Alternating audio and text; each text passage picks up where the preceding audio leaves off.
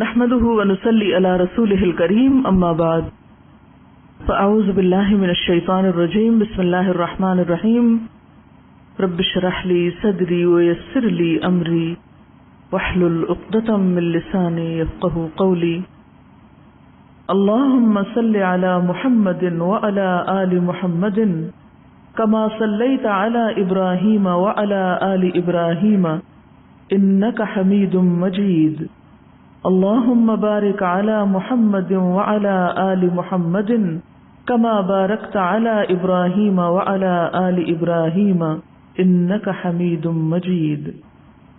کتاب کا نام ہے وَمِمَّا رَزَقْنَاهُمْ يُنْفِقُونَ. ہم اپنے اندر کچھ اخلاق پیدا کریں گے جن میں سے ایک اخلاق شیئرنگ اور دوسروں کی خیرخواہی اور دلوں کا کھلا کرنا ہے. اس کے لیے یہ کتاب آپ کو پڑھائی جائے گی. اس میں آپ دیکھیے کہ جب میں پڑھوں گی تو 2-3 چیزیں آپ کو اس میں اپنے سامنے رکھنی. نمبر 1 درست لہجہ کہ کس لفظ کو کس طرح پڑھا جا رہا ہے تو عربی لہجہ. نمبر 2 پوری عبارت ترجمے کی نہیں لکھنی. چند احادیث آپ کو لفظ پڑھائی جائیں گی, صرف اس میں مشکل الفاظ کا معنی ٹیکسٹ کے نیچے لکھ لیجئے, مشکل لفظوں کا معنی. دوسری بات یہ ہے کہ آپ کے گھروں میں ریاض الصالحین ہوگی, اگر ہے تو آپ اس کو جا کے دوبارہ اس میں سے ترجمہ پڑھ سکتے ہیں, یعنی مزید اس کو دیکھ سکتے ہیں. لیکن اگر نہیں بھی تو غور سے سنیں گے تو ترجمہ خود کرنے کے قابل ہوں گے.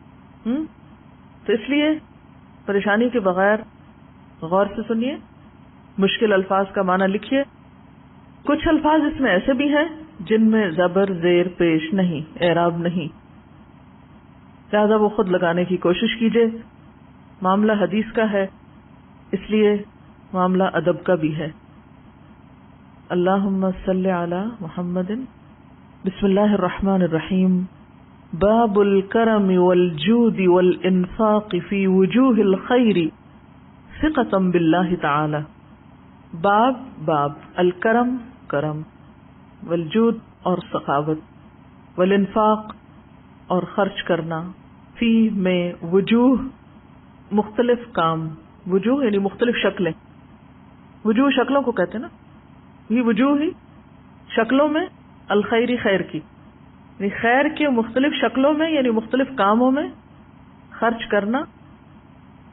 ثقتاً بھروسہ کرتے ہوئے, اعتماد کرتے ہوئے, باللہ تعالی اللہ تعالی پر, اللہ پر بھروسہ کرتے ہوئے, اللہ پر اعتماد کرتے ہوئے, یقین رکھتے ہوئے اپنے مال میں سے دوسروں پر خرچ کرنا اور مختلف طریقوں پہ خرچ کرنا.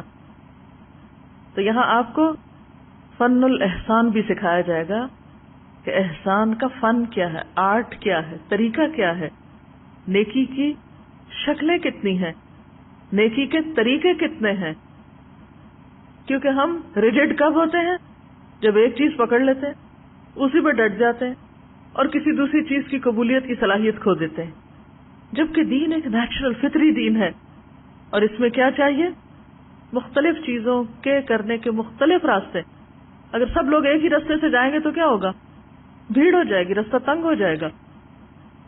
تو اگر ایک دوسرا دروازہ استعمال کر لیں گے تو ان کو بھی آرام پہنچائیں گے, خود بھی آرام پائیں گے. بس یہی مثال ہے کہ ایک شخص نیکی کا ایک کام کر رہا ہے تو آپ کیا کیجئے, پھر دوسرا کام شروع کر دیجئے. یہاں پر باب الکرم, کرم کا لفظ جو ہے عربی زبان میں بہت ہی خوبصورت لفظ ہے. انگور کی بیل کو کہتے ہیں. انگور جو ہے وہ کثیر الفوائد پودا ہے, یعنی اس میں انسان کو بہت سے فائدے حاصل ہوتے ہیں. کرم کا لفظ کیا ہے, اوریجن کیا ہے, اوریجن یہ ہے انگور کا پودا, اور انگور جو ہے اس کے اندر بے شمار فوائد ہیں. وہ غذا بھی ہے, وہ علاج بھی ہے, انرجی حاصل کرنے کا ذریعہ ہے, اس سے ذائقہ بھی ہے اور اس میں دیکھنے میں خوبصورتی بھی ہے. تو عرب جب کسی کو بہت اچھا انسان کہنا چاہتے تھے تو کیا کہتے تھے, فلاں کریم النفس, کریم ہے, یعنی اس سے بہت سے فائدے حاصل ہوتے ہیں. وہ صرف کسی ایک نیکی کی وجہ سے نہیں پہچانا جاتا. وجوہ الخیر, بہت سی نیکیاں, بہت خوبیاں اس میں. اگر انگور کا کوئی باغ کبھی دیکھا ہو, اتنے خوبصورت اس کے اندر سے گچھے لٹکتے ہیں کہ خود ان کی جو بناوٹ ہے گچھوں کی وہ کتنی خوبصورت. پھر کلرز آپ دیکھیے اس میں، پھر ذائقہ آپ دیکھیے، پھر اس کا اثر دیکھیے، پھر اس کے اندر جو بے شمار فائدے ہیں. اللہ تعالیٰ ایک ضرور شکوہ کرتے ہیں قرآن پاک میں کہ اس میں بہت سی چیزیں مگر تم اس سے نشاور چیزیں بھی بنا لیتے ہیں. یعنی انسان جب اپنی خرابی سوچ کی وجہ سے دوسری طرف بھی اس فائدے کو لے چلتا. بہرحال کرم کا لفظ کیا ہے؟ خیر کثیر والی چیز. تو باب الکرم، کرم کا باب، یعنی آپ کو کیا بننا ہے احادیث کو پڑھ کے؟ کریم بننا ہے. والجود، سخی، والانفاق، اور خرچ کرنا ہے. کہاں؟ کسی ایک خاص محدود جگہ پر نہیں. فی وجوہ الخیر، بہت سے نیکی کے کاموں میں. اور کیوں کرنا ہے؟ ثقتم باللہ تعالی، اللہ تعالی پر پورا اعتماد رکھتے ہوئے کہ وہ میری کسی بھی کوشش کو رائے گاہ نہیں کرے گا. وَمَن يَعْمَلْ مِثْقَالَ ذَرَّةٍ خَيْرًا يَرَى، جو ذرے کے برابر بھی نیکی کرے گا وہ اس کو بھی اپنے سامنے پائے گا، اسے بھی دیکھ لے گا. لہذا یہ ہو نہیں سکتا آپ کسی کا بھلا کریں، آپ کسی پر احسان کریں، آپ کسی کے ساتھ خیر کا رویہ اختیار کریں، آپ کسی کو ایک مسکراہٹ دیں اور پلٹ کے آپ کو مسکراہٹ نہ ملے، آپ کسی کے آگے بڑھ کے سلام کریں اور آپ کو جواب نہ ملے. بہت کم ایسا ہوتا ہے. تو نیکیاں بانٹنے والا، خوشیاں بانٹنے والا، خیر بانٹنے والا خود بھی خیر پاتا ہے، پلٹ کر اس کا فائدہ اسی کی طرف لوٹتا ہے. آخرت میں تو ہوگا ہی لیکن دنیا میں بھی اس کو اس کا فائدہ ملتا ہے. لہذا پھر بات وہیں آ پہنچی یقین کی. جتنا یقین پختہ ہوگا اتنا ہی دل کھلا ہوگا، جتنا ایمان مضبوط ہوگا، جتنا اللہ پہ بھروسہ ہوگا اتنا ہی بہتر طریقے سے خرچ کر سکیں. کیونکہ بھروسہ ہوگا تو دیں گے نا کسی کو کہ نہیں کچھ نہیں ہوتا، مجھے بھی اللہ اور دے گا. اگر آپ کو اللہ پہ بھروسہ نہیں کہ اور دے گا تو پھر تو آپ سب کچھ اپنے پاس ہی رکھیں گے، پتہ نہیں میرا کیا بنے گا. پھر صرف سیلف سینٹرڈ ہوں گے، صرف اپنا ہی سوچا کریں گے. امام نووی کی عادت یہ کہ پہلے وہ آیات لاتے ہیں متعلقہ، پھر احادیث لاتے ہیں. قال اللہ تعالی وما انفقتم من شیء فهو يخلفه، اللہ تعالیٰ فرماتے ہیں اور جو کچھ بھی تم خرچ کرو گے، جو بھی نکالو گے، میں اب خرچ کا لفظ نہیں بولوں گی اس لیے کہ خرچ سے پھر صرف وہ ایک محدود معنی آتا ہے. جو بھی تم نکالو گے، دو گے، اللہ تعالیٰ اس کے پیچھے اور لے آئے گا. اللہ تعالیٰ اس کے پیچھے لائے گا. لفظی معنی کیا؟ یخلفہ کا اخلاف سے ہے. خلف، خلف کس کو کہتے ہیں؟ پیچھے کو. یعنی تم دینے والوں بنو گے، پیچھے سے اور آ جائے گی. یعنی تم آگے کرو گے، اللہ تعالیٰ پیچھے سے اور لے آئے گا. جو کریم النفس ہوگا اللہ بھی اس کے لیے کریم ہوگا. یعنی پریشان کیوں ہوتے ہو؟ جو تم خرچ کرتے ہو وہ چلا نہیں جاتا، اللہ تم کو اس کا بدلہ دے گا. وقال تعالی وما تنفقوا من خیر فلانفسکم وما تنفقون الا ابتغاء وجه اللہ وما تنفقوا من خیر یوفى الیکم وانتم لا تظلمون. اور فرمایا اور جو کچھ تم خرچ کرو گے بس اس کا فائدہ تمہیں ہی ہوگا. گویا جب تم دوسرے کو دے رہے ہوتے تو دوسرے کو نہیں، خود ہی کو دے رہے ہوتے ہو. دوسرے کو دینا دراصل کیا ہے؟ خود کو دینا.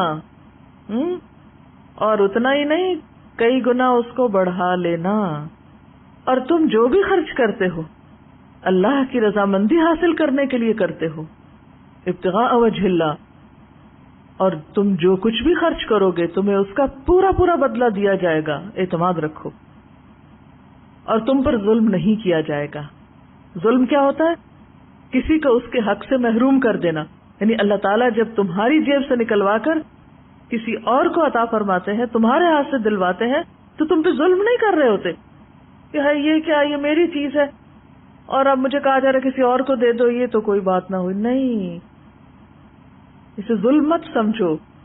یہ تمہارے خلاف زیادتی نہیں ہے، یہ تمہیں اور دینے کا ایک طریقہ ہے. تم سے دلوا کر تمہیں کو دیا جائے گا. وقال تعالی وما تنفقوا من خیر فإن اللہ به علیم. اور فرمایا جو مال بھی تم خرچ کرتے ہو یقیناً اللہ تعالیٰ اسے جانتا ہے. جو بھی کسی کو دیتے ہو اس کی کیا کوالٹی ہے، کیا کوانٹٹی ہے، وہ کس درجے کا ہے، وہ سب اس کو پتا ہے، کس نے کس کو کیا دیا اور کیسا دیا، کس قسم کا دیا، کس دل سے دیا، سب اس کے علم میں ہے. اس لیے کہ بدلہ پھر اس کو دینا ہے نا. تو جو دو گے وہی ملے گا. دوسروں کو اچھا دو گے تو تمہیں بھی اچھا ملے گا، اور اگر دوسروں کو گھٹیا دو گے تو خود ہی کو دے رہے ہو نا، کسی کو تو نہیں دے رہے، خود ہی کو دے رہے ہو، اپنے ہی لیے کر رہے ہو. تو پھر یہ کسی پہ تو زیادتی نہ ہوئی، تمہاری اپنے ساتھ خود زیادتی ہو گئی. بس ایک حدیث کا لفظی ترجمہ کرا دیتی ہوں. اور ان سے ابن مسعود، ابن مسعود یعنی عبداللہ بن مسعود صحابی رضی اللہ عنہ، اللہ ان سے راضی ہو، ان سے النبی نبی صلی اللہ علیہ وسلم، صلی اللہ علیہ وسلم، اللہ کا درود اور سلام ہو ان پر، قال فرمایا، کس نے؟ رسول اللہ صلی اللہ علیہ وسلم نے. کیا فرمایا؟ لا نہیں، حسد حسد، الا مگر، فی اثنتین فی میں، اثنتین دو لوگ، نہیں حسد مگر دو لوگوں میں، یعنی جائز، حسد جائز ہی نہیں مگر دو لوگوں میں. اور یہاں حسد کا معنی غبطہ ہے، غبطہ، غین بے توئے ہے، غبطہ، غبطہ کہتے ہیں رشک. یہاں حسد بمانا رشک ہے، یعنی انوی کرنا، جیلسی نہیں، انوی. کیونکہ جیلسی تو کسی بھی صورت میں جائز نہیں، وہ تو حرام ہے، وہ تو جائز ہی نہیں، لیکن رشک جائز ہے. حسد کیا ہوتا ہے؟ یا اللہ اس کی نعمت چھن جائے. اور رشک کیا ہوتا ہے؟ اس کو ملا ہے مجھے بھی مل جائے، میں بھی ایسا ہو جاؤں، اور یہ قابل تعریف چیز ہے. تو کسی شخص کی طرح بننے کی خواہش کبھی نہ کیجیے مگر دو لوگوں میں سے ایک یا دونوں. اور وہ کون ہے؟ رجل، ایک شخص، آتاہ اللہ، آتا عطا کیا، دیا، ہو اس کو، اللہ اللہ نے، مالن مال، مالن کون سا ناؤن ہے؟ Common noun. کیا مطلب؟ کوئی مال، مال کی کوئی قسم. رجل ایک شخص، آتاہ اللہ مالن دیا اس کو اللہ نے مال، فسلطہ پھر توفیق دی اس کو، سلطہ مسلط کرنے سے، یعنی مسلط کیا اس کو، یعنی توفیق دی اس کو، لگا دیا اس کو، ہمت دی اس کو، علی اوپر، ہلاکتہ اس کی ہلاکت کے، یعنی مال کی ہلاکت کے، یعنی مال خرچ کرنے، فی الحق حق میں، جائز طریقوں میں. ورجل اور ایک شخص، آتاہ دیا اس کو، اللہ اللہ نے، حکمتن حکمت یعنی دین کی سمجھ، دی اس کو اللہ نے دین کی سمجھ. میں صرف علم نہیں استعمال کر رہی، کیونکہ خالی علم کافی نہیں ہوتا، خالی جاننا کافی نہیں ہوتا، جان کے سمجھنا ضروری ہے، اس کو اپنے اندر بلینڈ کرنا ضروری ہے. ورجل اور ایک شخص، آتاہ اللہ دی اس کو اللہ نے، حکمتن حکمت، فہوا پھر وہ، یقضی فیصلہ کرتا ہے، بہا ساتھ اس کے، اور یعلمہا سکھاتا ہے اس کو، تعلیم دیتا ہے اس کی. رواں ترجمہ ہے. حضرت ابن مسعود سے روایت ہے رضی اللہ تعالی عنہ سے، نبی کریم صلی اللہ علیہ وسلم نے فرمایا، صرف دو آدمیوں پر رشک کرنا جائز ہے. ایک وہ آدمی جس کو اللہ نے مال دیا اور پھر اسے حق کی راہ میں خرچ کرنے کی ہمت اور توفیق بھی دی. دوسرا وہ آدمی جس کو اللہ نے علم و حکمت سے نوازا، بس وہ اس کے ساتھ فیصلے کرتا ہے اور دوسروں کو اس کی تعلیم بھی دیتا ہے. متفق علیہ، متفق نہیں کہنا، متفق علیہ، اس پر اتفاق ہے امام بخاری اور امام مسلم دونوں کا، یعنی دونوں نے یہ حدیث روایت کی ہے. معنی اس کا کیا ہے حدیث کا؟ ینبغی چاہیے کہ اللہ یغبطا نہ رشک کیا جائے، احدن کوئی بھی، کسی شخص کو دیکھ کے دل میں حسرت نہ آئے ہے میں ایسا ہوتا، الا مگر، علی اوپر، احدا ایک، ہاتینی دو، الخصلتین عادتیں خصلتیں، مگر دو عادتوں والے پر رشک کیا جا سکتا ہے. لا حسد الا فی اثنتین، حسد جائز ہی نہیں مگر دو لوگوں میں. رجل آتاہ اللہ مالا، ایک وہ شخص جس کو اللہ نے مال دیا اور اس کے ساتھ اس کو توفیق دی. کس بات کی؟ کہ وہ اس کو حق میں جائز جگہ پر صحیح کاموں میں خرچ بھی کرے. اب وہ کون سی جگہ ہیں؟